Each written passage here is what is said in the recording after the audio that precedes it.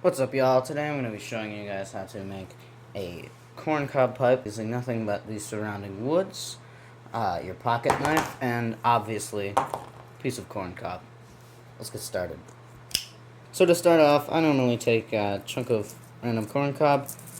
Make sure that this is your end that connects the corn to the plant. Usually just like about an inch or so. If you look at one of these little blocks is an inch, so about an inch. Doesn't really matter that much. And just cut it off. Normally, stick the knife. It's nice point here, run around, and just work it in a circle, or rolling it back and forth on the surface here.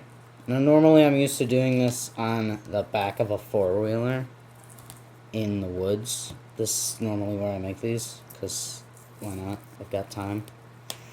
That is when I have time. This part can usually take a decent chunk of time, because I don't want to damage my corncob here too much. Because it's mostly hollow, and we don't want it to break. That wouldn't be very good. If you do happen to have a saw on hand, you can cut it, but for the purpose of this video, I'm just going to do it with my pocket knife. Now, sometimes you can just snap it off. I don't do that quite as often, though. You can also use, like, the classic whittling technique here, and just give it little V cuts.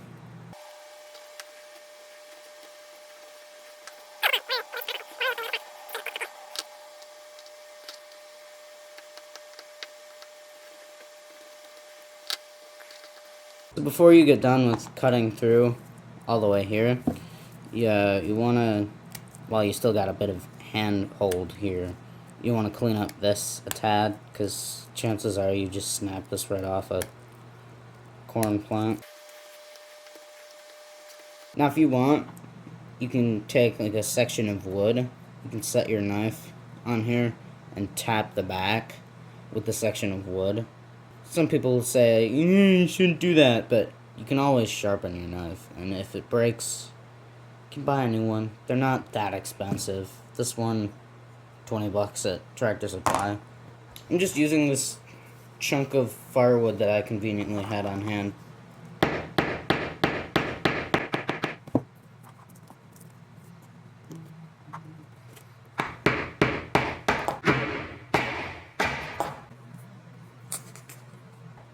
And there we go.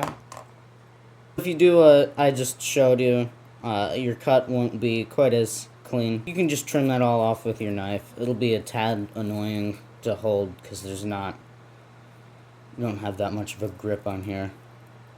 This is trash now, so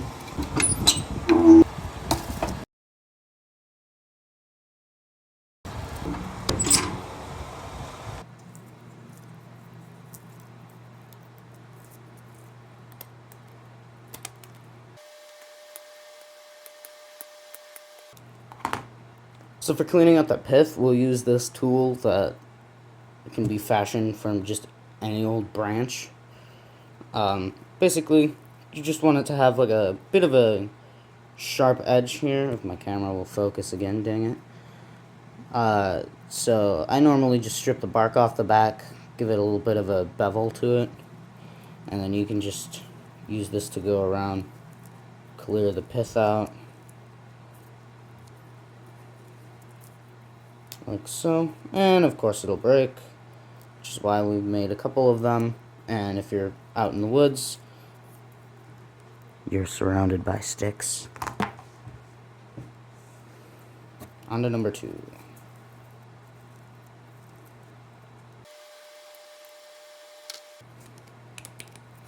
And you can just take your knife and go around the edges to widen your bowl out some. Remember, it helps when you've got this full of crap to occasionally just give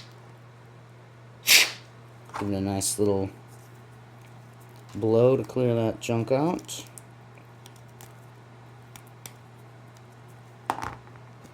If you happen to have a pair of little scissors on hand, like I do, You can use them as like spacers inside of your bowl to clear out the crap that you can't quite get with the stick at the bottom and you can't quite reach with your knife. It's fairly easy to do with your stick. It's just going to take longer and it's not going to be quite as clean as if you do it with a pair of scissors or your knife.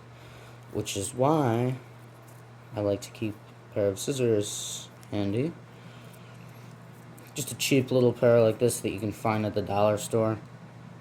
You don't want it to have too sharp a point because you don't want to wear through the bottom here and end up having to fill it with glue. It's not skill related so much as just time consuming. It doesn't take nearly as long as making any other really type of pipe. This is kind of the wooden sword of the pipe making world, if you mind a Minecraft analogy.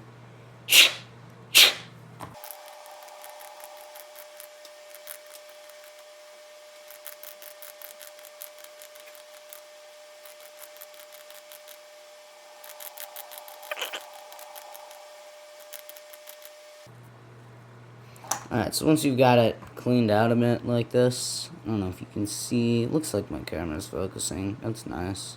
So just tap the crap out of the bottom. So now, you can pick a spot.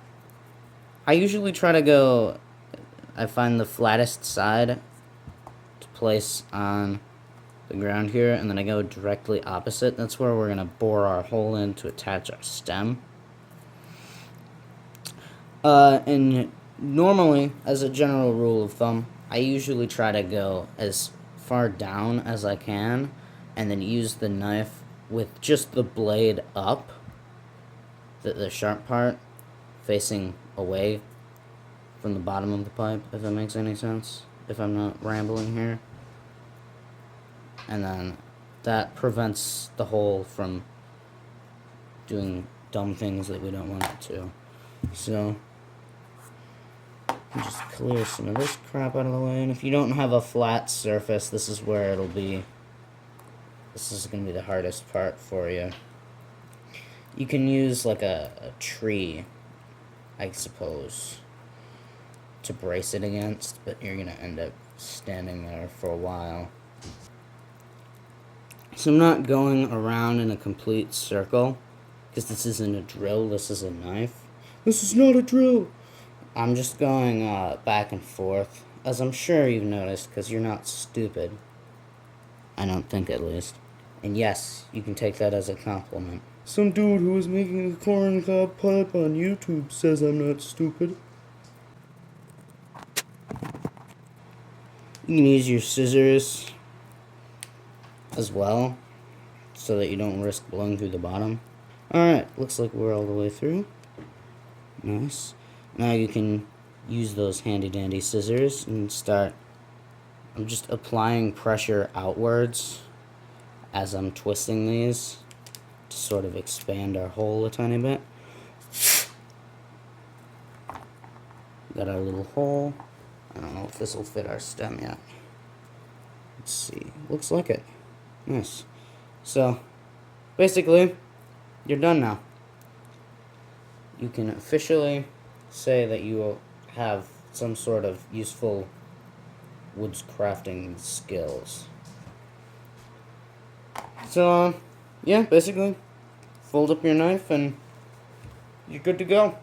And if you want to, heat treat them with like a lighter or a blue flame torch on the inside, you can. So yeah, we've got these chunks of tool that you can just throw away because they're totally useless now. And there you go. Got your fantastic pieces of old crap that you can have kicking around your house now.